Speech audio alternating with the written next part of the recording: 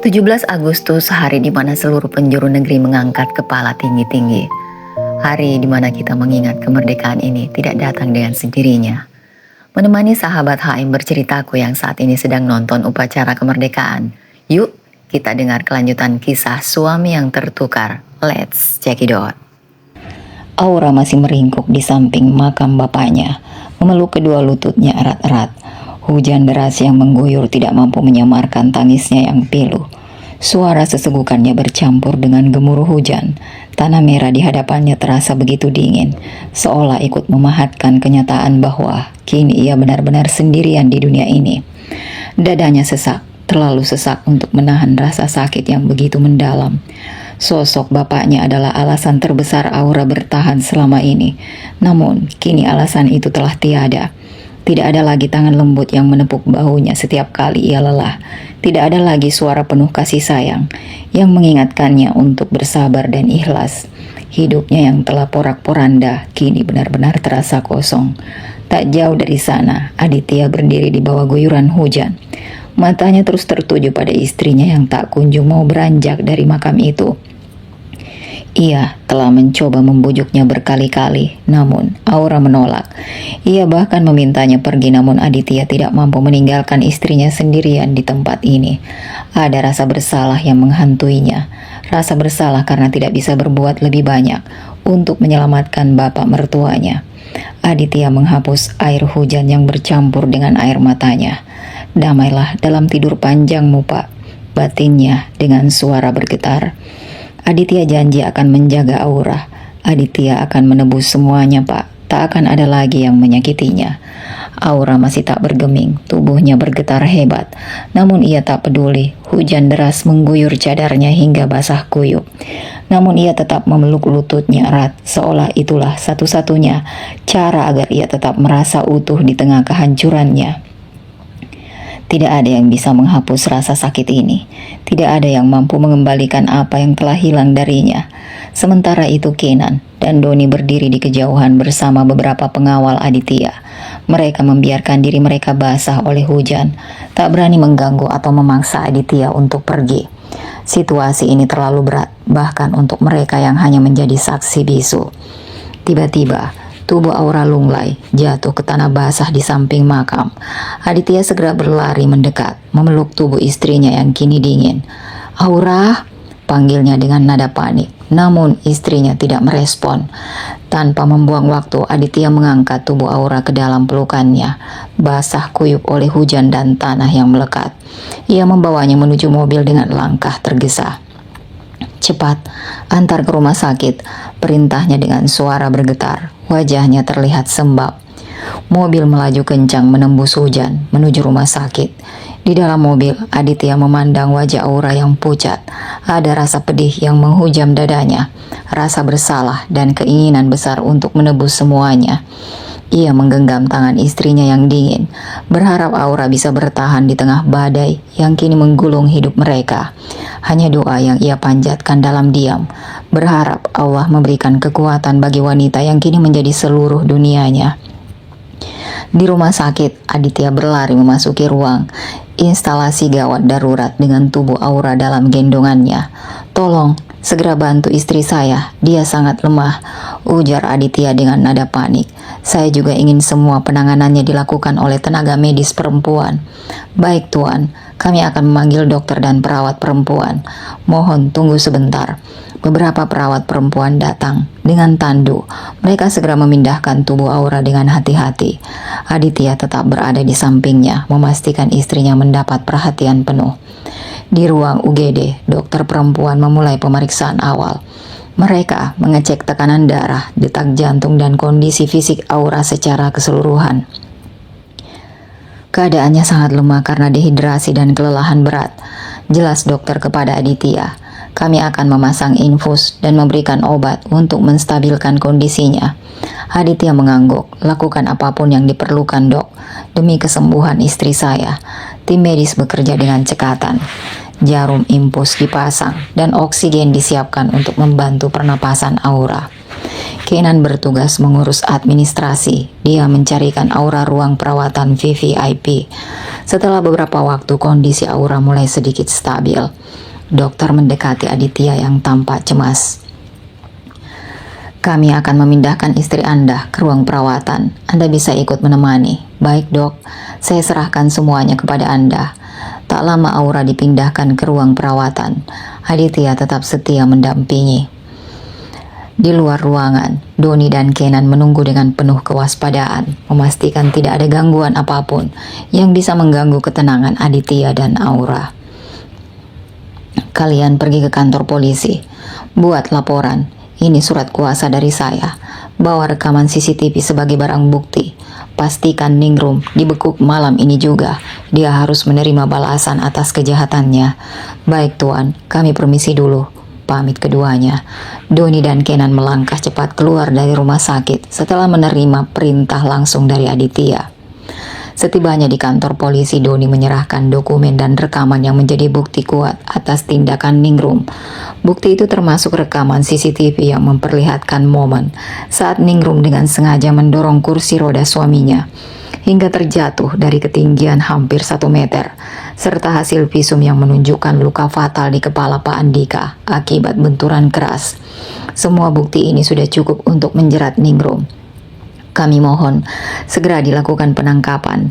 Petugas kepolisian yang bertugas malam itu langsung bergerak cepat. Malam itu suasana di rumah Robi berubah mencekam ketika suara sirine mobil polisi berhenti tepat di depan rumah. Ningrum yang sedang duduk di ruang tamu bersama Robi dan Caca langsung terperanjat. Bu Ningrum, Anda kami tangkap atas tuduhan pembunuhan terhadap suami Anda. Silakan ikut kami ke kantor, ujar salah satu petugas. Caca yang menyadari situasi itu langsung berdiri dan berteriak histeris. Tidak, ibu saya tidak bersalah. Jangan bawa ibu saya. Ia mencoba menghadang polisi yang hendak membawa Ningrum. Ibu saya tidak mungkin sengaja melakukan itu. Aura pasti yang memfitnah ibu saya. Kalian tidak boleh membawanya, jerit Caca dengan air mata bercucuran. Namun tangis dan teriakannya tidak digubris. Ningrum yang awalnya berusaha menyangkal tuduhan, akhirnya hanya bisa tertunduk diam saat borgol melingkar di pergelangan tangannya. Ibu jangan pergi. Aku bersumpah akan membalas semua ini. Aura, kau akan menyesal, teriak Caca penuh amarah sambil meronta-ronta. Anda tidak diizinkan ikut ke kantor polisi malam ini.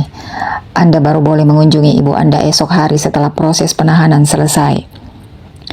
Caca terduduk di lantai dengan tubuh bergetar. Tangisnya berubah menjadi jeritan penuh kebencian. Aku tidak akan berhenti sebelum melihatmu menyesal hidup di dunia ini, Aura. Caca membatin. Robi baru saja keluar dari ruang rapat utama di kantor Wiratmaja Group. Langkahnya terhenti seketika, wajahnya pucat, matanya membesar menatap para petugas yang mendekatinya dengan ekspresi dingin dan tegas. Saudara Robi, Anda kami tangkap atas dugaan penggelapan dana perusahaan. Apa ini? Ada apa ini? Saya tidak tahu apa-apa. Semua bukti sudah cukup memberatkan. Kami mohon untuk tidak melakukan perlawanan, ucap petugas lagi. Tanpa memberi kesempatan Robi untuk berbicara lebih banyak, dua polisi langsung memegang kedua lengannya. Beberapa staf berteriak kecil, yang lain berbisik-bisik penuh tanda tanya. Pemandangan seorang eksekutif paling ditangkap polisi membuat situasi kantor menjadi kacau. Apa-apaan ini? Lepaskan saya tidak bersalah. Robi memeronta. Namun pegangan polisi begitu kuat. Dari sudut ruangan, Doni dan Kenan berdiri dengan ekspresi datar. Sebelum pergi, Doni mendekat ke salah satu manajer senior. Semua urusan sudah diserahkan ke pihak berwajib. Lanjutkan pekerjaan seperti biasanya. Sementara itu keributan di lantai kantor semakin menjadi-jadi ketika suara Caca terdengar dari ujung koridor. Dengan wajah marah dan nafas memburu, Caca berjalan cepat sambil berteriak-teriak mencari keberadaan Aditya. Mana Aditya? Di mana dia? Teriak Caca dengan nada tinggi. Beberapa karyawan hanya bisa saling pandang. Pak Aditya tidak ada di kantor, Bu Caca. Beliau tadi pergi pagi-pagi. Mendengar itu amarah Caca semakin membucah. Kalian bohong. Mana mungkin Aditya tidak ada di sini. Saya tahu dia ada, jeritnya histeris. Di tengah hiruk pikuk itu Robi sudah dibawa keluar kantor oleh polisi. Caca yang melihat Robi dibawa polisi sempat tertegun sejenak. Namun kemarahannya kembali meledak. Ini pasti ulah Aura dan Aditya yang merencanakan semua ini. Baru hari ini dia dan Robi berencana mengunjungi ibunya di kantor polisi setelah tadi malam ditangkap. Namun sekarang justru sang suami malah ikut dibawa ke kantor polisi, membuat wanita itu menangis terduduk di lantai. Aku saat ini sedang hamil dan aku tidak didampingi suami manapun. Ibuku, kamu akan menyesal, Aura, telah melakukan ini kepada aku, dan kamu juga, Aditya. Caca mengangkat wajahnya, sorot matanya tajam penuh kebencian. Sementara itu Aditya duduk di samping tempat tidur rumah sakit, matanya tak lepas dari wajah Aura yang masih pucat. Dengan penuh perhatian, Aditya mengambil mangkuk bubur yang sudah disiapkan perawat. Tangannya cekatan menyendok bubur itu, lalu meniupnya perlahan agar tidak terlalu panas.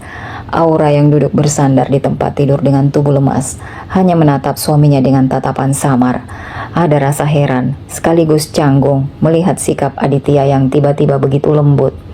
Pelan-pelan, ujar Aditya lirih sambil menyuapi Aura dengan hati-hati. Aura tak banyak bicara, ia hanya menurut meski sesekali matanya berkaca-kaca. Setelah beberapa suapan, Aura menolak lembut. Aku sudah kenyang, Aditya mengangguk, lalu meletakkan mangkuk di atas meja kecil di samping tempat tidur. Dalam keheningan itu, Aura memandangi Aditya dengan hati yang penuh tanya. Ada perubahan yang ia rasakan dari sikap suaminya. Aditya yang biasanya bersikap kasar, kini merawatnya dengan lembut, seolah ia adalah sesuatu yang berharga. Mungkin ini hanya rasa iba, pikir Aura. Aditya yang memperhatikan perubahan ekspresi Aura menarik nafas panjang. Ia menahan dirinya untuk tidak memberitahu soal Robi yang sudah ditangkap polisi. Kamu istirahat ya, jangan pikirkan apa-apa dulu. Aura mengangguk kecil. Mas Adit habis makan apa ya? Tumben baik, Aura membatin. Mungkin iblis dalam dirinya sedang jalan-jalan ke mall, batinnya lagi. Kamu pasti lagi hayalin hal buruk ya tentangku. Pertanyaan Adit berhasil membuat Aura terkejut. Esok harinya Caca berjalan dengan langkah guntai memasuki kantor polisi, matanya sembab. Ketika pintu ruang tahanan terbuka, Caca melihat ibunya duduk di sudut sel dengan wajah kusut dan rambut yang tampak acak-acakan. Bu, Caca, tangis Caca pecah. Ia merasa dunia benar-benar runtuh di sekelilingnya. Kenapa harus jadi begini, Bu? Kenapa? Caca bertanya dengan suara penuh isak. Ningrum hanya menggeleng pelan. Saat itu langkah kaki terdengar mendekat. Pengacara Aditya muncul berdiri di belakang Caca dengan wajah dingin tanpa belas kasihan. Ningrum, saya hanya ingin mengingatkan, tidak ada jalan keluar untuk Anda. Klien saya telah memutuskan untuk memberikan hukuman seberat-beratnya. Anda telah menghilangkan nyawa seseorang dan Anda harus bertanggung jawab atas itu. Kenapa kalian begitu kejam? Dia ibu saya. Apa kalian tidak punya hati? Dia hanya hilaf. Hilaf atau tidak, tindakan Anda sudah menyebabkan kematian. Hukum tidak memandang alasan pribadi. Ini tentang keadilan untuk korban dan keluarganya. Kata-kata itu menusuk hati Caca. Semua milikku dirampas. Semua orang yang kusayangi diambil dariku. Aura, aku bersumpah kamu akan membayar semua ini. Gumam Caca dalam hati. Caca, dengar ibu. Jangan buat masalah lagi. Jangan biarkan kebencianmu menghancurkanmu. Ibu sudah cukup menanggung akibatnya. Caca menggeleng keras, air matanya semakin deras. Tidak, Bu, aku tidak akan diam saja. Aku tidak akan membiarkan mereka menang. Ningrum hanya bisa menatap putrinya dengan perasaan cemas. Ia tahu kebencian Caca pada Aura hanya akan membawa kehancuran. Namun, ia tak memiliki kekuatan lagi untuk menghentikannya. Aku tak bisa begini terus. Aku harus merebut semua milik Aura yang harusnya jadi milikku. Aku harus menemukan cara secepatnya. Aku akan tetap bekerja di kantor walau mentalku pasti hancur. Anak pembunuh dan istri Robi yang sudah punya nama buruk di kantor. Caca berjalan lurus. Kuat kamu, Caca. Kamu hebat. Kamu akan mengambil semuanya. Caca memilih menuju ke kantor. Meski jam masuk telah lewat jauh, setibanya di kantor Caca merasakan semua tatapan menusuk dari rekan-rekannya. Kasihan ya, suami ditangkap, ibunya juga ditahan. Keluarga macam apa itu? Kalau aku jadi dia, aku malu keluar rumah, apalagi masuk kantor. Caca terus melangkah, berusaha menahan air matanya. Ketika ia sampai di mejanya, seorang rekan pria mendekat dan berkata dengan nada mengejek, Caca, Kamu masih punya muka untuk datang ke sini setelah semua skandal keluargamu? Caca berhenti mengangkat wajahnya yang pucat. Coba jadi aku sekali saja. Coba rasakan bagaimana sakitnya kehilangan segalanya dalam sekejap. Keluarga, kehormatan, semuanya hancur. Suasana kantor yang tadinya riuh dengan bisikan mendadak hening. Semua orang menatap Caca dengan ekspresi terkejut. Aku tahu kalian membicarakanku di belakang. Aku tahu kalian menertawakanku. Tapi kalian tidak pernah tahu bagaimana rasanya menjadi aku. Kalau aku tidak butuh pekerjaan ini, mungkin aku sudah lama meninggalkan kantor ini. Tapi aku tetap di sini karena aku tidak punya pilihan lain. Jadi kalau kalian ingin terus menghina, silahkan. Aku sudah kebal dengan semuanya. Kata-kata Caca membuat beberapa rekannya terdiam. Beberapa dari mereka mulai merasa kasihan, sementara yang lain hanya menunduk tanpa berkata-kata. Aku datang ke sini untuk bekerja, bukan untuk mengemis simpati atau mendengar caci maki kalian. Jadi kalau kalian tidak suka, abaikan aku. Itu lebih baik daripada terus menyakitiku dengan kata-kata kalian.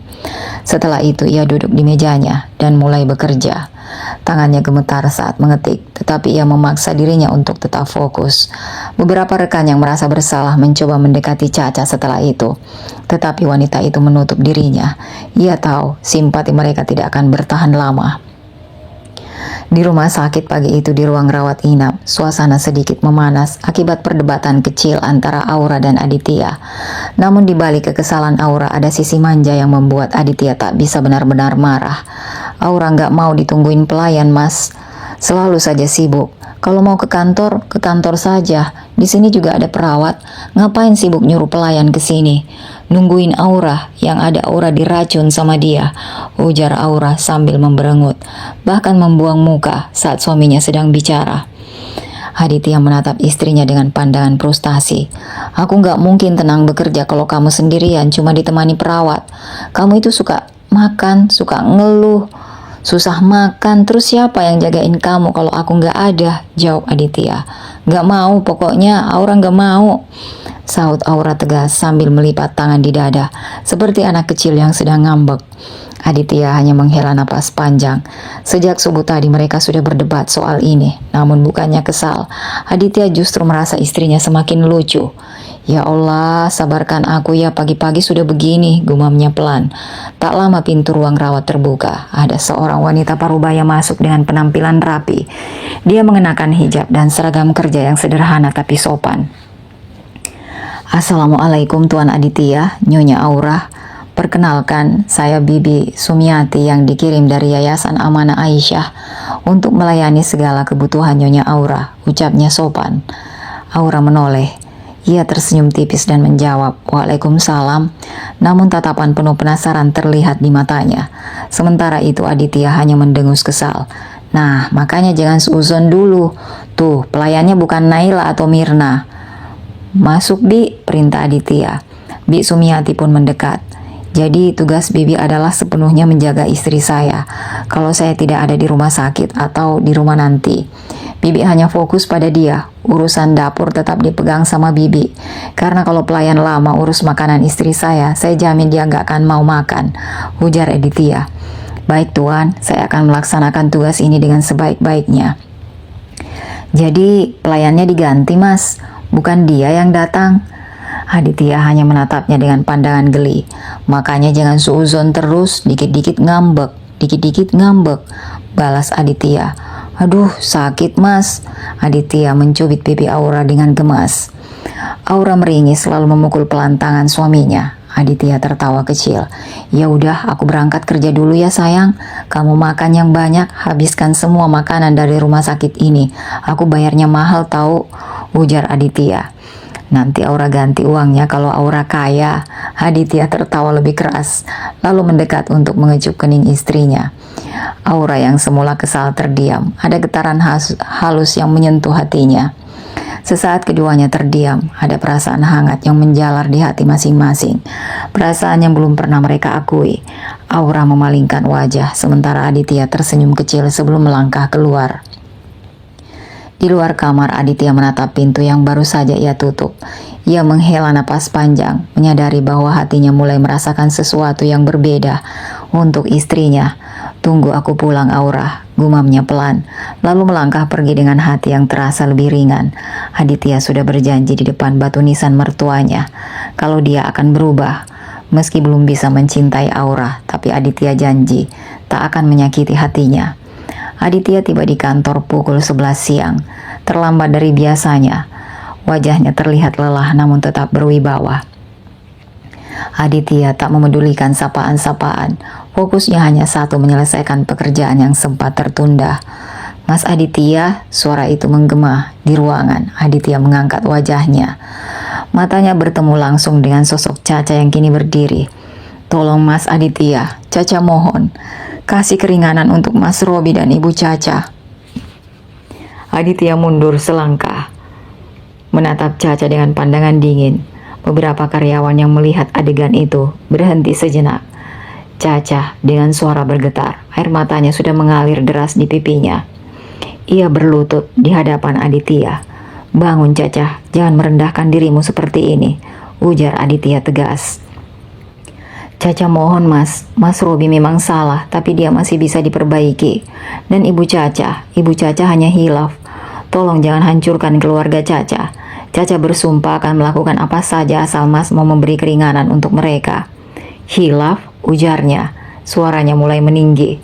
Caca, ibumu dengan sadar mendorong kursi roda ayah Aura hingga beliau terjatuh dan kehilangan nyawanya. Itu bukan hilaf, itu pembunuhan. Dan Robi, dia bukan hanya menggelapkan dana, tapi dia juga berkonspirasi dengan pihak luar untuk menjatuhkan Wiratmaja Group. Bagaimana bisa kau minta aku memaafkan mereka? Caca terisak, tangannya meremas ujung gaunnya. Caca tahu mereka salah Mas, tapi mereka tetap keluarga Caca. Kalau mereka dihukum berat seperti ini, apa yang terjadi pada Caca? Caca sendirian Mas, Caca hamil, dan anak Caca butuh ayah.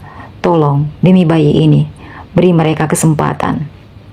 Aditya terdiam sejenak, menatap Caca yang menangis terseduh-seduh, namun bukan rasa iba yang memenuhi hatinya, melainkan kemarahan.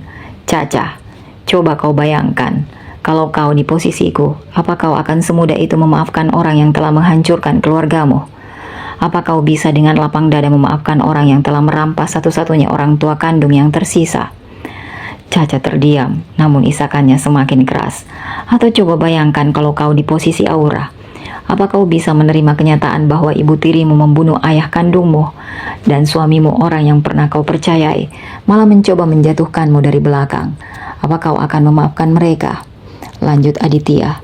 Mas, Caca, Aditya melanjutkan dengan suara yang lebih pelan. Kesalahan mereka bukan hal kecil. Mereka telah merusak hidup banyak orang. Mereka harus bertanggung jawab sepenuhnya. Benar Tuan, ujar Kepala Divisi Keuangan Budian. Saya juga sedang menelusuri laporan keuangan beberapa tahun terakhir. Ada indikasi bahwa Ilham mungkin bekerja sama dengan pihak eksternal. Kalau ini terbukti, kerugian kita bisa lebih besar dari yang diperkirakan. Aditya mengangguk. Budian, saya minta laporan lengkapnya semakin cepat, semakin baik. Dan Pak Hari, saya ingin Anda memberitahu polisi untuk memeriksa semua kemungkinan. Cari tahu siapa saja yang terlibat. Jangan ada yang terlewat. Akan saya lakukan Tuan. Saya juga sudah berbicara dengan tim investigasi internal. Aditya menghela nafas sejenak, lalu menatap mereka dengan mata tajam. Saya tidak akan pernah memberi keringanan untuk mereka, apapun alasannya. Setelah menyelesaikan pekerjaannya di kantor, Aditya kembali ke rumah sakit. Aura tersenyum kecil. Terima kasih Mas. Aditya menatap istrinya, lalu mengecup keningnya dengan lembut. Tidur yang nyenyak ya sayang, aku ada di sini. Aura memejamkan mata, senyum tipis masih terukir di bibirnya. Di tengah kesederhanaan momen ini, ia merasakan kehangatan yang belum pernah ia rasakan sebelumnya. Sore itu menjadi awal dari harapan baru bagi hubungan mereka. Sementara itu, Bik Sumiati baru saja tiba di kediaman megah Aditya. Udara sejuk menyapa wajahnya ketika ia membuka pagar besar. Dengan langkah mantap, ia menuju pintu utama, tetapi langkahnya terhenti ketika mendengar suara percakapan dari arah dapur. Suara itu milik Naila, pelayan muda, yang selalu terlihat ramah di hadapan orang lain, tetapi kini terdengar penuh nada kebencian. Aku gak habis pikir, Nay. kenapa Tuan Aditya tiba-tiba jadi baik banget sama Aura? Suara Bi Mirna terdengar geram. Padahal jelas-jelas Aura itu gak pantas tinggal di rumah ini apalagi jadi istrinya. Iya Tante, Aura itu cuma pengganggu. Aku gak bisa lihat Tuan Aditya jadi miliknya. Naila menjawab dengan suara penuh amarah. Kita harus cepat jalankan rencana ini. Kalau enggak, semuanya bisa berantakan. Aku enggak peduli lagi, Aditya harus jadi milikku. Bi Sumiati membelalak mendengar ucapan itu. Ia menahan napas. Jadi kapan kita mulai? Tanya Bi Mirna. Segera, jawab Naila. Serbuk ini harus kita campur ke minuman Tuan Aditya secepatnya.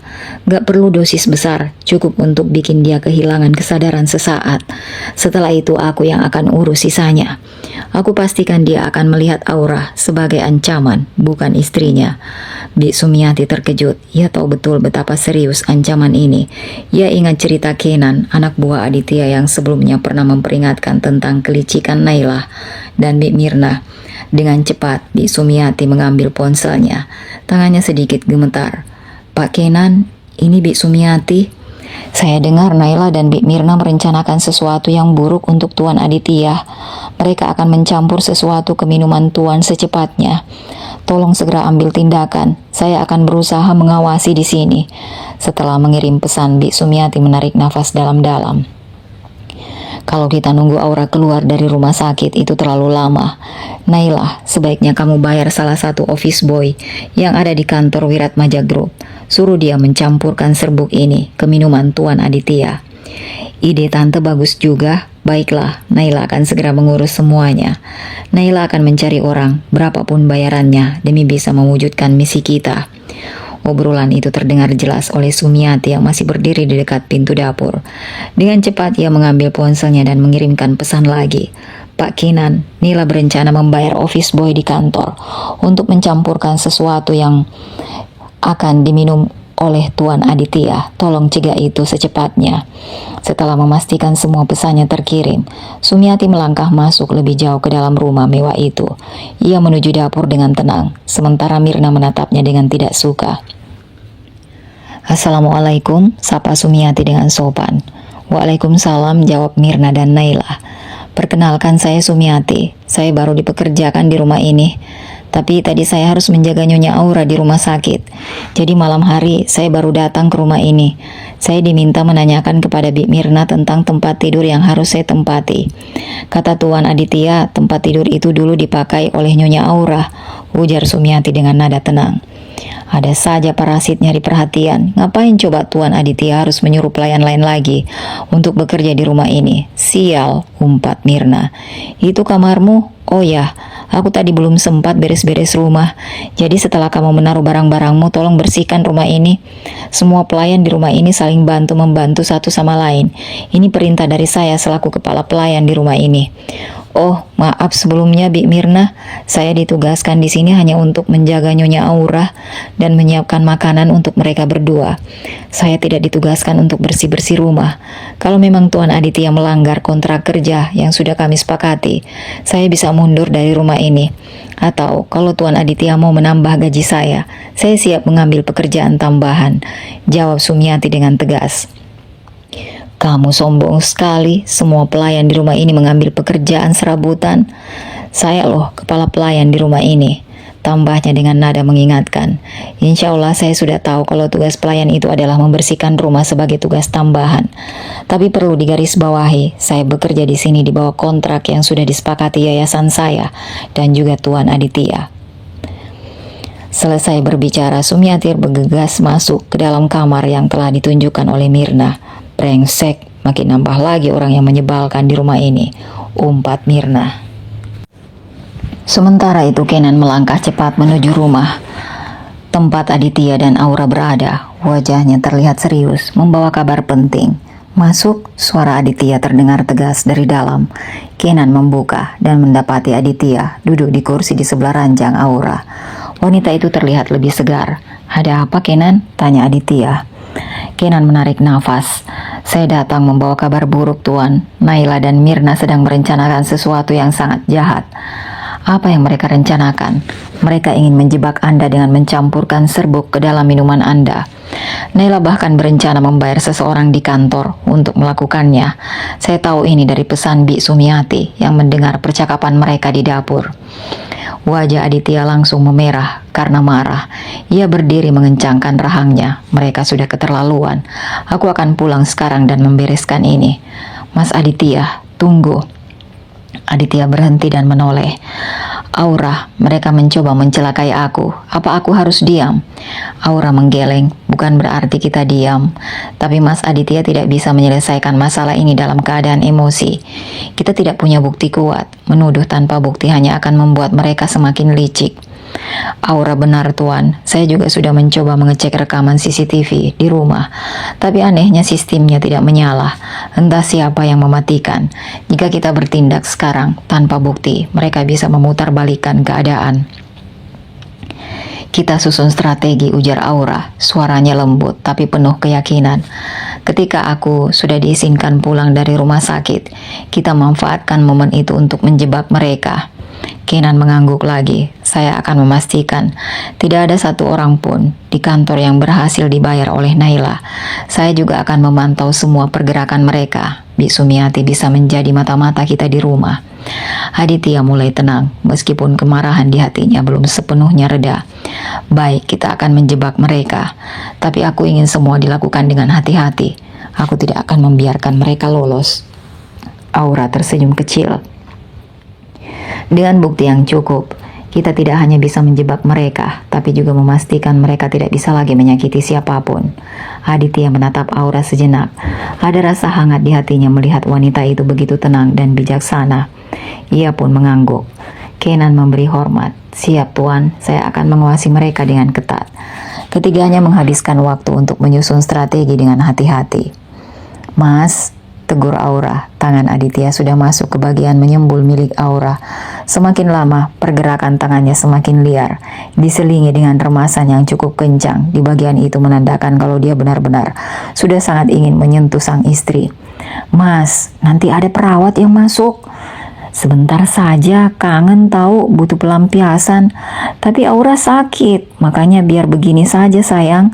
Aditya meminta sang istri untuk berbalik menghadapnya. Aku beneran gak tahan lagi, ujarnya serak. Bahkan pria itu dengan sengaja menyentuh tangan Aura untuk didekatkan ke miliknya yang sudah tegang. Namun nasib Aditya tak seberuntung yang ia harapkan saat dia ingin melakukannya. Ternyata suara ketukan pintu di luar ruangan membuatnya frustasi. Hingga dengan sangat terpaksa ia menuju ke kamar mandi untuk melampiaskan hasratnya dengan bermain solo di sana.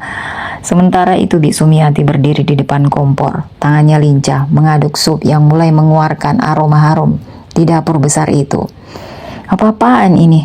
Masak di dapur ini, itu tugasku bukan tugasmu. Suara Mirna meninggi. Maaf Bu Mirna, saya hanya menjalankan tugas sesuai kontrak kerja saya. Tuan Aditya secara khusus meminta saya yang menyiapkan makanan untuk beliau dan Nyonya Aura. Kontrak kerja. Jangan sok pintar ya, semua pelayan di rumah ini tahu urusan dapur adalah wilayahku. Kamu baru di sini, jangan coba-coba melangkahi tugas orang lain. Saya tidak berniat melangkahi siapapun Bu Mirna, tapi Tuan Aditya sendiri yang meminta saya mengurus makanan. Jika Anda merasa keberatan, silakan bicara langsung dengan beliau. Perdebatan itu mulai menarik perhatian pelayan lain. Mereka berkumpul di sekitar dapur, berpura-pura sibuk. Salah satu pelayan berbisik kepada rekannya. Akhirnya ada juga yang berani melawan Bi Mirna. Selama ini dia terlalu sok berkuasa. Dengar ya Sumiati, kamu mungkin baru di sini, tapi aku sudah lama bekerja untuk keluarga ini. Jangan pernah coba-coba mengusik posisiku. Sumiati menghela napas, berusaha tetap tenang. Bu Mirna, saya hanya menjalankan tugas saya. Jika Anda tetap merasa terganggu, silakan laporkan kepada Tuan Aditya. Saya yakin beliau akan menjelaskan semuanya dengan baik. Mirna mengepalkan tangan. Sore itu suasana di halaman rumah Aditya terasa hangat. Aura yang baru saja diizinkan pulang dari rumah sakit melangkah keluar dari mobil dengan hati-hati. Wajahnya tampak pucat dan gerakannya begitu pelan seolah setiap langkah memerlukan usaha besar. Tubuhnya yang lemah masih memerlukan waktu untuk pulih sepenuhnya. Aditya yang berjalan di sisinya memperhatikan setiap langkah Aura dengan seksama. Tatapan matanya menyiratkan campuran perhatian dan ketidaksabaran. saat ia melihat Aura yang terus berjalan dengan langkah lamban. Seolah-olah waktu berhenti, Aditya mengambil keputusan yang tak terelakkan. Tanpa banyak berpikir, ia mengangkat tubuh mungil Aura ke dalam pelukannya. Aura terkejut dan mencoba meronta, tapi Aditya tidak memberikan ruang untuk melawan. Langkahnya mantap membawa istrinya ke dalam rumah, melewati pintu besar yang sudah dibuka oleh Sumiati. Di dapur, dua pasang mata lain memperhatikan pemandangan itu dengan perasaan yang jauh dari senang. Naila dan Mirna. Wajah Naila memerah karena amarah yang dipendam. Ia merasa posisinya terancam dengan kehadiran Aura. Mirna di sisi lain tampak lebih pandai menyembunyikan kebenciannya. Aditya melangkah menaiki tangga menuju kamar utama. Suasana rumah terasa hening, seolah menahan napas melihat interaksi antara suami istri itu. Setibanya di kamar, Aditya meletakkan Aura dengan hati-hati. Suasana kamar terasa tenang dengan pencahayaan lembut. Aura segera membersihkan diri, meskipun gerakannya masih terbatas karena tubuhnya belum sepenuhnya pulih. Setelahnya Aditya membantu mengeringkan rambut panjang Aura. Tangan-tangannya yang terlatih bergerak dengan cekatan namun lembut, memastikan tidak ada helai rambut yang basah tersisa. Tidak ada kata yang terucap, tetapi suasana di antara mereka terasa hangat, meskipun penuh dengan ketegangan yang tersirat. Sementara itu, di dapur Sumiati sibuk mempersiapkan makan malam untuk pasangan itu. Ia bertanggung jawab penuh atas kesehatan dan kebutuhan Aura, sesuai dengan kontrak kerja yang telah ditandatangani. Setelah makanan siap, Sumiati membawa nampan berisi hidangan ke kamar. Ia mengetuk pintu dengan sopan sebelum masuk, meletakkan makanan di meja kecil di dekat tempat tidur.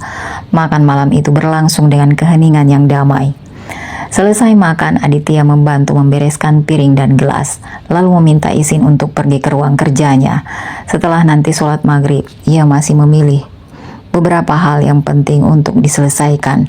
Tetapi sebelum itu, ia memastikan Aura telah nyaman beristirahat.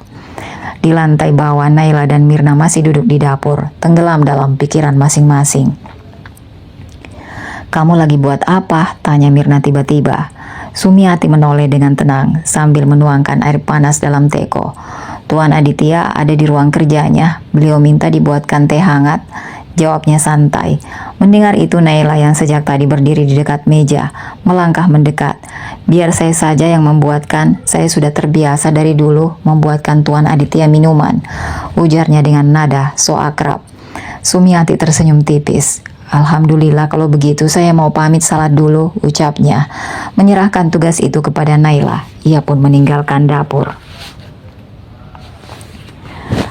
Tanpa meninggalkan kecurigaan untuk dua orang itu sedikit pun, sementara Mirna dan Naila saling bertukar pandang penuh rencana. Saat Sumiati menghilang dari pandangan, Naila menyeringai puas, tangannya cekatan mengambil gelas besar yang sudah disiapkan, menuangkan teh ke dalamnya dengan perlahan. "Ini kesempatan kita," bisiknya pada Mirna. Mirna mengangguk sambil tersenyum lebar.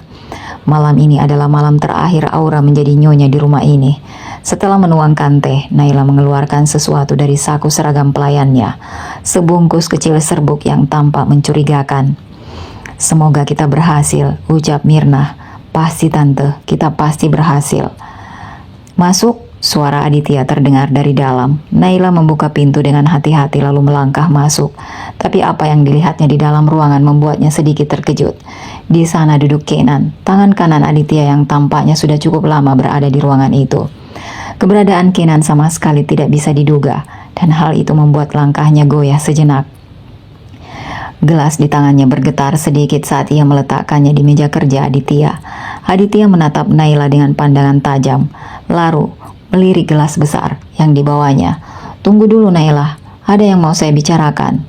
"Baik tuan," jawab Naila dengan suara pelan. Aditya melirik Kenan. "Panggil Mirna, suruh dia ke sini dan bawa gelas kosong satu lagi," perintahnya dengan nada tegas. Kenan segera berdiri dan keluar dari ruangan. Naila hanya bisa berdiri kaku di tempatnya. Tak lama kemudian Kenan kembali bersama Mirna yang membawa gelas kosong seperti yang diperintahkan. "Kenan, tuangkan teh ini ke gelas kosong. Bagi secara adil," ucap Aditya sambil menyadarkan tubuhnya ke kursi. Kenan melaksanakan perintah. Ia menuangkan teh dari gelas besar kedua gelas kosong, membanginya dengan teliti. Naila dan Mirna hanya bisa saling melirik. Jantung mereka berdetak kencang. Setelah gelas-gelas itu terisi, Kenan menyerahkannya kepada Naila dan Mirna. Aditya menatap keduanya dengan pandangan yang dingin. "Silahkan minum teh hangat itu." Tapi tuan, kami tidak haus." "Minum," bentak Aditya tiba-tiba. Suaranya menggema di ruangan itu. Mirna dan Naila tersentak, wajah mereka semakin pucat. "Cepat!" teriak Aditya sekali lagi, membuat keduanya tak punya pilihan lain. Dengan tangan gemetar, Naila dan Mirna mengambil gelas mereka masing-masing dan mulai meneguk teh yang telah mereka racuni sendiri. Dalam hitungan detik, tubuh keduanya melemah. Gelas yang mereka pegang terjatuh ke lantai, pecah berkeping-keping. Mata mereka terpejam dan tubuh mereka terkulai lemas. Aditya berdiri menatap keduanya dengan ekspresi datar. "Aku tidak menyangka mereka sejahat ini," gumamnya pelan. Ia lalu menoleh ke arah Kenan. "Siapkan mobil, bawa mereka ke sudut kota. Jangan biarkan mereka mendekati rumah ini lagi." Kenan mengangguk patuh. Ia segera memanggil beberapa pengawal Aditya yang dengan sigap mengangkat tubuh Naila dan Mirna. Aditya menghela napas panjang. "Alhamdulillah, satu masalah terselesaikan," ucapnya dengan nada rendah. Penuh rasa syukur kepada Allah, ia tahu perjuangannya belum selesai. Aditya memasuki kamar dengan langkah tenang. "Gimana mas, berhasil?" tanyanya lembut. Suaranya dipenuhi rasa penasaran sekaligus lega yang tertahan.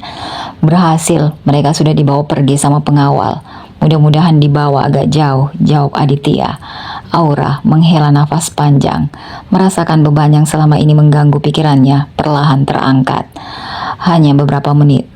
Di dalam kamar mandi, Aditya kembali dengan setelan piyama yang sederhana namun tetap membuatnya tampak memikat. Ia merangkak naik ke ranjang, memilih posisi sangat dekat dengan Aura. Tanpa ragu tangannya menyentuh lengan istrinya.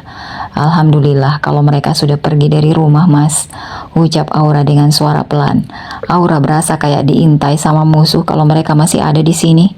Apalagi setiap kali mereka ngancam mau nyakitin Aura atau malah mau ngusir Aura dari rumah ini. Aditya mengangguk kecil. Sekarang sudah aman, urusan dapur dan semua pekerjaan rumah cukup sama Bibi Sumiati saja, tapi aku tetap harus mengawasinya. Tidak boleh sampai seperti dulu dengan Mirna, namanya manusia, tempatnya salah. Aku takut kejadian seperti ini terulang lagi. Aura mengangguk, lalu menatap Aditya dengan penuh kepercayaan. Semoga saja Bi Sumiati tidak seperti itu. Aura sudah nyaman sama dia. Dia baik dan perhatian. Aura jadi merasa punya ibu. Amin. Insya Allah Kenan tidak salah memilih Bibi Sumiati untuk dipekerjakan di rumah ini. Tapi tetap aku akan mengawasi, ulang Aditya. Hari itu Aura duduk diam di sampingnya, memandang keluar jendela dengan pikiran menerka-nerka tujuan mereka. Ia tidak bertanya, hanya menganggap mungkin Aditya memiliki urusan lain yang harus diselesaikan. Mobil berhenti di depan sebuah restoran besar yang tampak baru. Aura memperhatikan bangunan megah itu dengan kagum. Restoran itu memiliki desain modern dengan sentuhan etnik di beberapa sudutnya. Aura menoleh pada Aditya. "Mas, ini restoran teman mas ya?" Aditya hanya tersenyum tipis tanpa menjawab. Ia keluar dari mobil, membuka pintu untuk Aura dan mengulurkan tangannya. Begitu mereka memasuki restoran, semua karyawan yang telah bersiap menyambut. Para pelayan, koki, bahkan tukang parkir berdiri berbaris rapi di dekat pintu masuk. Aura merasa sedikit canggung dengan perhatian sebanyak itu. Namun Aditya tampak tenang. Ia melangkah masuk dengan percaya diri. "Selamat siang Tuan Aditya, Nyonya," sapa seorang pria berpakaian rapi. Aditya mengangguk sambil tersenyum. "Siang, semua karyawan sudah hadir?" "Sudah Tuan, semua sesuai instruksi," jawab pria itu dengan sopan. Aura semakin bingung, ia memandang Aditya. Aditya melangkah lebih jauh ke dalam restoran, menarik Aura bersamanya. Mereka berhenti di area tengah restoran yang luas, dikelilingi meja-meja dengan dekorasi elegan. Lalu Aditya menoleh pada Aura. "Aura," panggilnya pelan. "Iya mas." Aditya menarik napas. "Restoran ini sekarang sudah menjadi milikmu." Aura tertegun. Ia menatap Aditya dengan mata yang membesar, seolah tidak percaya. "Mas, maksudnya?" "Aku tahu kamu selama ini selalu sibuk mengurus rumah dan almarhum bapak. Aku juga tahu kamu tidak pernah mengeluh meskipun aku sering bersikap keras. Jadi aku ingin memberikan sesuatu yang bisa membuatmu merasa lebih berarti, lebih bahagia. Restoran ini sudah ada nama kamu, Aura." Semua atas nama kamu. Semua surat-suratnya sudah selesai. Aura masih berdiri mematung, tidak mampu berkata-kata. Aku juga sudah menyiapkan ruangan khusus untukmu di lantai atas. Kalau suatu saat kamu merasa bosan di rumah, kamu bisa datang ke sini. Tapi ingat, aku tidak ingin kamu terlalu lelah. Restoran ini sudah memiliki manajemen yang akan mengurus semuanya. Kamu hanya perlu menikmati saja. Tanpa disadari, air matanya mulai mengalir dari sudut matanya. Ia menutup wajahnya dengan tangan. Mas, kenapa Mas melakukan ini? Aura nggak pernah minta apa-apa. Aura nggak pantas. Aura, kamu pantas mendapatkan ini semua. Kamu adalah istri yang baik, wanita yang kuat. Aku ingin kamu tahu bahwa aku menghargai semua yang sudah kamu lakukan. Aura tak mampu menahan tangisnya lagi. Cadar yang ia kenakan basah oleh air matanya. Para karyawan yang melihat momen itu hanya tersenyum. Ayo, aku akan tunjukkan ruanganmu. Dengan langkah pelan, Aditya mengajak Aura naik ke lantai 2. Aditya membuka pintu ruangan itu. Aku tahu, kamu suka membaca, kata Aditya. Aura hanya bisa memandang ruangan itu dengan mata yang berkaca-kaca. Mas, terima kasih, bisiknya pelan. Ayo kita turun, aku sudah pesan menu andalan restoran ini untuk kita coba. Mereka kembali ke lantai bawah dan duduk di salah satu meja. Coba ini Aura, kata Aditya sambil menyendokkan sedikit makanan ke piring istrinya. Aura mencoba suapan pertama dan senyum kecil mulai muncul di wajahnya. Enak sekali Mas, Aditya tertawa kecil. Kalau enak berarti aku nggak salah pilih chef. Mereka menikmati makan siang bersama dengan suasana yang hangat. Mas, Aura nggak tahu harus bilang apa. Aura nggak pernah menyangka akan mendapatkan kejutan seperti ini. Mas selalu membuat Aura merasa istimewa. Padahal Aura nggak pernah merasa pantas. Aditya menggenggam tangan Aura. Kamu pantas Aura, sangat pantas. Aku hanya ingin melihat kamu bahagia. Aura sangat bersyukur atas perubahan sikap Aditya beberapa minggu belakangan ini. Lebih tepatnya setelah bapaknya Aura meninggal. Pria itu seakan menjadi sosok pengganti bapaknya Aura. Wanita bercadar itu pun sudah memaafkan dengan ikhlas segala perbuatan zolim Aditya terdahulu. Dia juga tak bisa menyalahkan Aditya sepenuhnya karena pertukaran pasangan yang dilakukan oleh Caca. Pulang hari pernikahan mereka benar-benar sangat menyakitkan. Namun akhir-akhir ini, baik Aditya maupun sang istri seakan sangat bersyukur atas pernikahan yang mereka jalani. Allah benar-benar maha baik. Allah tidak pernah salah memberikan cobaan di awal dan kebahagiaan bertubi-tubi setelahnya. Mas, panggil Aura. Ya sayang, kira-kira Kak Caca kemana ya Mas? Dia sampai berani resign dari kantor. Sudahlah sayang, jangan mikirin dia lagi. Anggap kamu gak ada hubungan apa-apa dengan dia. Toh kalian bukan saudara kandung, kalian hanya saudara tiri. Jadi tidak ada kewajiban kamu mengingatnya, apalagi perbuatannya selama ini terhadapmu. Dan juga bapak tak bisa dimaafkan begitu saja. Tutur Aditya dengan tegas, membuat Aura mengangguk, tidak berani membantah. Insya Allah Mas, tapi Aura sudah memaafkan mereka. Ya sudah sayang, aku mau berangkat kerja, ucap Aditya setelah menyelesaikan sarapan mereka berdua. Aura memakai cadarnya kembali lalu ikut bangkit bersama sang suami dari tempat duduk, membiarkan para pelayan merapikan meja makan. Dia mengantarkan Aditya sampai ke halaman depan rumah mewah mereka. Selamat bekerja ya Mas, mudah-mudahan segala urusannya dilancarkan hari ini. Jangan telat makan siang, ucapnya lembut sambil menatap wajah suaminya. Kemudian mencium punggung tangan Aditya yang terasa hangat. Amin sayang, terima kasih doanya, jawab Aditya. Lalu mengecup kening sang istri sebelum masuk ke dalam mobil. Sementara itu kedua orang tua Robi melangkah masuk ke dalam ruang kunjungan tahanan dengan wajah penuh amarah dan kekecewaan. Mamanya Robi seorang wanita dengan penampilan anggun, meskipun usianya sudah tidak muda lagi, tampak menarik nafas dalam-dalam. Sementara itu papanya, pria berwibawa yang selalu menjunjung tinggi kehormatan keluarga. Robi duduk di seberang meja dengan wajah lesu. Penyesalan mungkin ada di dalam dirinya, tetapi egonya yang tinggi membuatnya sulit mengakui kesalahan. Kamu sadar enggak Robi, apa yang sudah kamu lakukan? Nama baik keluarga kita tercabik-cabik karena ulahmu. Mama, ini bukan sepenuhnya salahku, jawab Robi. Mencoba membela diri, Caca juga terlibat dalam semua ini. Jangan bawa-bawa nama Caca. Kamu itu laki-laki, kepala rumah tangga. Seharusnya kamu tahu mana yang benar dan mana yang salah, bukannya malah ikut-ikutan melakukan hal yang memalukan seperti ini. Robi terdiam, tidak berani menatap langsung ke mata kedua orang tuanya. Kami menyesal, Robi. Kami menyesal telah menyetujui pernikahanmu dengan Caca. Sejak awal kami sudah merasa ada yang tidak beres dengan perempuan itu. Tetapi kami memilih diam karena ingin menghormati keputusanmu. Dan lihat sekarang, apa yang dia bawa ke dalam hidupmu. Kehancuran. Papanya menambahkan, Aura jauh lebih baik dari Caca. Dia perempuan yang sabar, lembut, dan tahu bagaimana menjaga harga diri keluarga. Tapi demi Caca, kamu malah meninggalkan Aura, perempuan yang jelas-jelas pantas untukmu. Robi menggeleng. Papa, Mama, ini semua sudah terjadi. Aku gak bisa mengubah masa lalu, tapi kamu bisa memperbaiki masa depanmu. Dengar, Robi, kami masih memberimu kesempatan untuk bertobat. Kamu bisa kembali ke pelukan keluarga ini, tapi ada syaratnya. Syarat apa, Pak? Kamu harus menceraikan Caca, jawab mamanya tanpa ragu. Perempuan itu sudah terlalu membawa banyak masalah ke dalam hidupmu dan keluarga kita.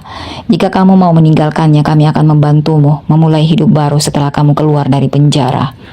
Menceraikan Caca? Mama, Papa, aku gak bisa melakukan itu. Aku mencintainya. Ini bukan soal cinta, Robi. Ini soal harga diri dan masa depanmu. Kamu gak sadar apa? Caca itu hanya memanfaatkanmu.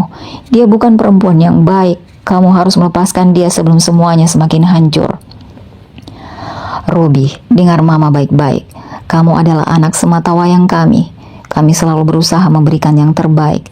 Tapi kali ini kami harus tegas. Jika kamu tidak menceraikan Caca dalam waktu 7 hari, kami tidak akan menganggapmu sebagai anak lagi. Kamu akan dicoret dari kartu keluarga. Mama, Papa, kalian serius? Serius? Kami tidak main-main, Robi. Kami memberi waktu 7 hari. Jika kamu tetap bersikeras mempertahankan perempuan itu, maka hubungan kita selesai. Jangan pernah kembali ke rumah. Jangan pernah menghubungi kami lagi. Robi menundukkan kepala. Mamanya menyeka air matanya. Kami hanya ingin yang terbaik untukmu, Robi.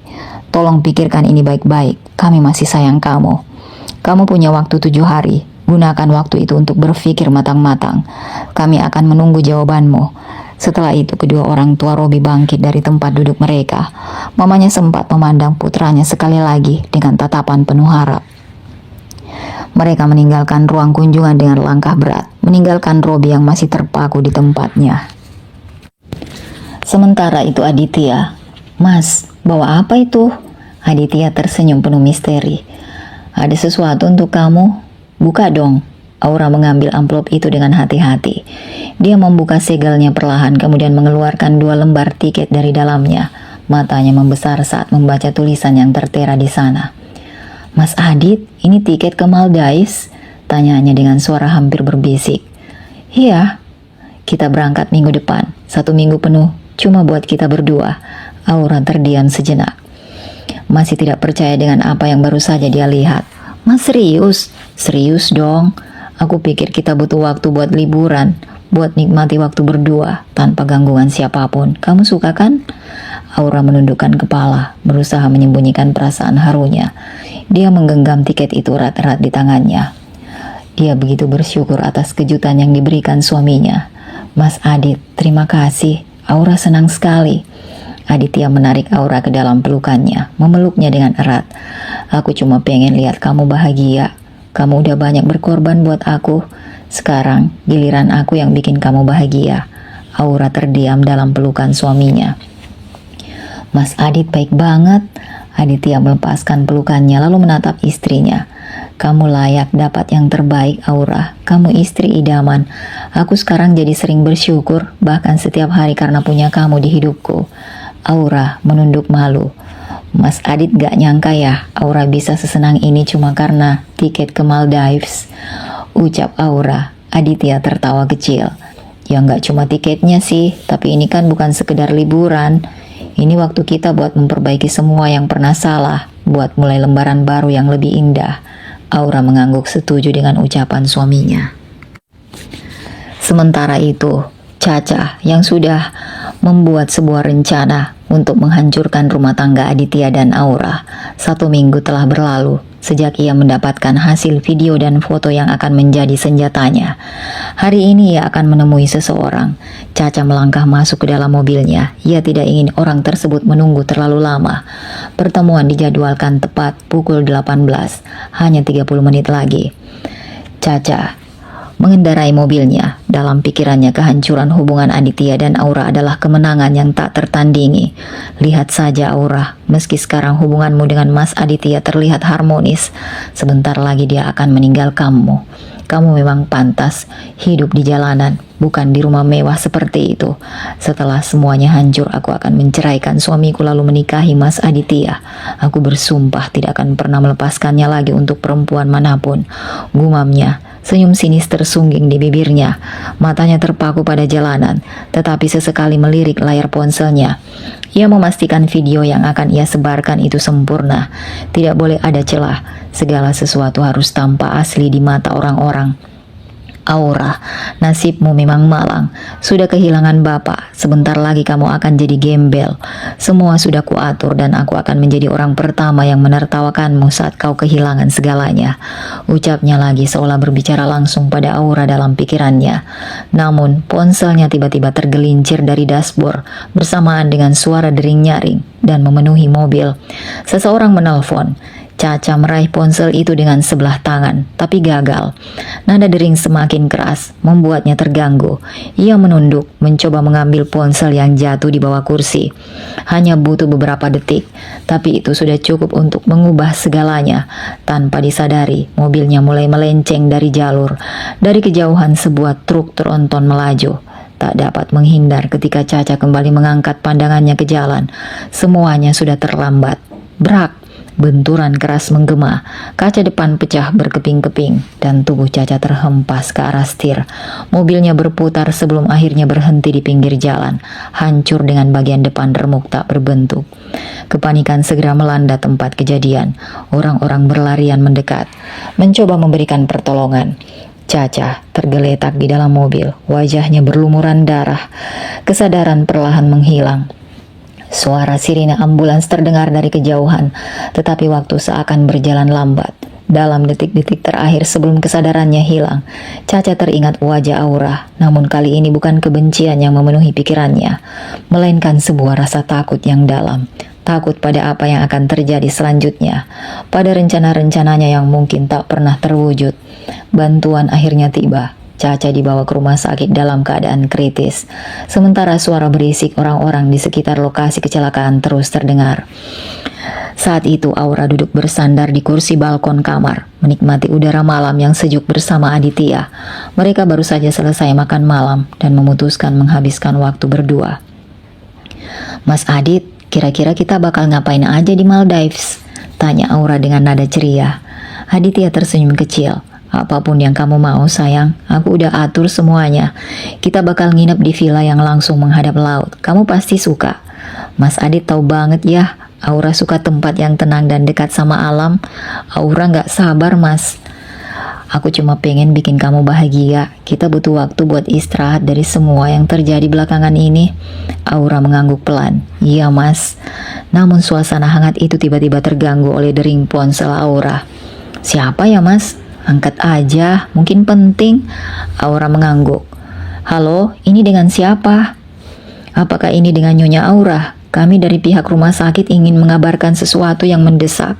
Iya, saya Aura, ada apa? Saudari Anda, Caca, baru saja mengalami kecelakaan serius. Kondisinya sangat kritis dan dia minta untuk bertemu dengan Anda dan suami Anda, Tuan Aditya, secepat mungkin. Dia ingin menyampaikan sesuatu yang penting. Aura tertegun, ponsel yang dipegangnya hampir terjatuh. Astagfirullah, gumamnya pelan, lalu air matanya mulai mengalir. Kak Caca sekarat, suaranya bergetar, sulit percaya dengan apa yang baru saja didengarnya. Iya Nyonya, kami harap Anda bisa segera datang, waktunya mungkin tidak banyak. Aura tidak bisa berkata-kata lagi, ponselnya terjatuh dari genggaman. Aditya yang mendengar suara ponsel jatuh, segera bangkit. Sayang, ada apa? Aura mengangkat wajahnya. Mas Adit, Kak Caca kecelakaan, dia sekarat di rumah sakit. Aditya tertegun, dia memandang istrinya. Apa? Caca kecelakaan. Tadi ada telepon dari rumah sakit, mereka bilang dia ingin ketemu kita. Dia takut gak punya waktu lagi untuk minta maaf. Aditya menghela napas panjang. Sayang, tenang dulu, kita akan segera ke rumah sakit. Aura hanya bisa mengangguk. Aku ambil kunci mobil dulu ya, kamu siap-siap ya sayang, ujar Aditya. Aura mencoba mengatur nafasnya. Tak lama kemudian Aditya kembali ke kamar dengan kunci mobil di tangannya. Sayang, kita berangkat sekarang, kamu kuat kan? Iya mas, Aura kuat, kita harus segera ke sana. Mereka berjalan cepat menuju garasi, meninggalkan rumah. Sepanjang perjalanan menuju rumah sakit, Aura terus terisak di kursi penumpang. Sayang, coba tenang dulu, kita sudah di jalan. Insya Allah kita akan sampai tepat waktu. Mas Adit, Aura gak pernah nyangka Kak Caca akan seperti ini. Selama ini Aura selalu berdoa agar hubungan kami membaik. Tapi Aura gak mau kehilangan Kak Caca sebelum itu terjadi. Sayang, apapun yang terjadi nanti kita harus ikhlas. Aura kembali mengangguk. Ya Allah, tolong selamatkan Kak Caca. Berikan dia kesempatan untuk memperbaiki segalanya. Tak lama kemudian mereka tiba di rumah sakit. Maaf Pak, Bu, kami mencari ruang ICU. Petugas itu memeriksa daftar pasien di komputer. Pasien atas nama Caca berada di ruang ICU lantai 3, jawabnya sambil menunjukkan arah lift. Terima kasih. Apakah Anda keluarga pasien? Iya, kami adik dan adik iparnya. Sudut mata Caca terlihat basah. Dia membuka mata perlahan, menatap Aura dan Aditya. Aura, Mas Aditya, panggil Caca dengan suara yang hampir tak terdengar. Kak Caca, Aura di sini Kak. Aura di sini. Maafin aku, maafkan aku Aura. Selama ini aku selalu menyakitimu. Aku jahat, katanya terputus-putus. Kak Caca, jangan bicara seperti itu. Aura sudah memaafkan kakak. Namun Caca tetap berusaha melanjutkan. Tidak, aku harus bilang sekarang. Kalau tidak, aku tidak punya banyak waktu lagi. Dia berhenti sejenak. Aku juga minta maaf pada Mas Aditya atas semua kejahatan yang pernah aku lakukan. Aku dan ibu, kami salah. Selama tinggal satu rumah denganmu, Aura. Aku juga sempat mau memfitnah Aura dengan video dan foto editanku. Tapi saat menuju ke rumah salah satu wartawan, Allah mengubah semuanya. Aku jahat, aku pantas mendapatkan ini. Astagfirullah, Aditya dan Aura bergumam pelan. Aditya yang berdiri di sisi ranjang menatap Caca dengan sorot mata yang sulit ditebak. Terima kasih Aura, Mas Aditya. Kak, jangan bicara seperti ini. Kakak pasti sembuh, kakak kuat. Namun Caca menggeleng pelan. Tidak Aura, waktuku tidak banyak lagi. Aura memahami maksud kakaknya. Dengan hati-hati dia mulai membimbing Caca, mengucapkan kalimat syahadat. Suaranya lembut, penuh haru. Caca berusaha mengikuti dengan napas yang tersengal. Ucapnya perlahan, meski suaranya hampir tak terdengar. Dan pada detik itu monitor detak jantung menunjukkan garis lurus. Caca menghembuskan napas terakhirnya dengan senyum di wajahnya. Aura tertegun, tangisnya pecah. Dia memeluk tangan kakak tirinya yang kini tak bernyawa lagi. Kak Caca, Kak Caca, panggilnya sambil terisak. Aditya melihat kejadian itu segera mendekat dan memeluk erat istrinya. Alhamdulillah, semua rencana itu belum sempat terwujud. Tak bisa Aditya bayangkan kalau sampai hubungannya dengan sang istri hancur karena fitnah yang dibuat oleh Caca. Begitupun dengan Aura yang sudah mengikhlaskan semua yang terjadi. Waktu terus berlalu, kini sudah 1 bulan lamanya Teteh pergi meninggalkan dunia ini. Bahkan Aditya dan Aura terpaksa menunda keinginan mereka untuk berlibur ke luar negeri karena masih dalam suasana berduka. Berkat kekuasaan yang dimiliki Aditya, dia berhasil mengizinkan suami dan ibunya Caca untuk ikut hadir dalam pemakaman. Hari itu Aura ingin memberikan kejutan kepada suaminya. Apa ini sayang? Buka aja mas, jawab Aura sambil tersenyum. Kak, kamu hamil? Tanyanya dengan nada tak percaya. Aura mengangguk pelan. Aditya langsung mengangkat tubuhnya dan memutarnya seperti anak kecil. Tawa mereka memenuhi ruangan itu. Setelah puas, Aditya menurunkan Aura. Ia berlutut di hadapan sang istri, mengecup perut Aura berkali-kali. "Terima kasih sayang, sudah hadir menjadi pelengkap hidup kami. Papa dan Mama berjanji akan melakukan apapun untuk kebahagiaanmu." Ia berdiri lalu memeluk Aura dengan erat. "Alhamdulillah, akhirnya Allah menjawab doa-doa kita. Aku janji tidak akan pernah membiarkan air matamu menetes karena sedih." Aura membalas pelukan suaminya. Mereka pun berpelukan erat, saling mengucapkan syukur atas karunia yang luar biasa ini. Terima kasih Bunda Cantik sudah mengikuti kisahnya sampai selesai. Adapun hikmah dari drama ini adalah Allah lebih tahu siapa yang terbaik untuk hambanya. Kita sering menentukan sendiri siapa yang pantas mendampingi hidup kita berdasarkan perasaan, penampilan atau keinginan sesaat. Padahal Allah Maha mengetahui. Cinta yang tumbuh karena iman dan akhlak itu lebih abadi. Cinta yang datang sebelum menikah seringkali didasari rasa, lama-lama bisa pudar. Sebaliknya, pernikahan yang dimulai dengan ketidaksukaan lalu tumbuh bersama karena akhlak yang baik, kesabaran dan tanggung jawab, cintanya berakar pada kebaikan. Bukan sekedar perasaan, makin lama makin dalam, makin kokoh. Pernikahan itu ujian kepercayaan kepada Allah. Allah menyembunyikan kebaikan di balik yang tampak biasa. Dan jodoh sebenarnya sudah tertulis sebelum kita lahir. Terima kasih Bunda sudah mengikuti kisahnya sampai tuntas. Sampai ketemu di kisah yang lainnya.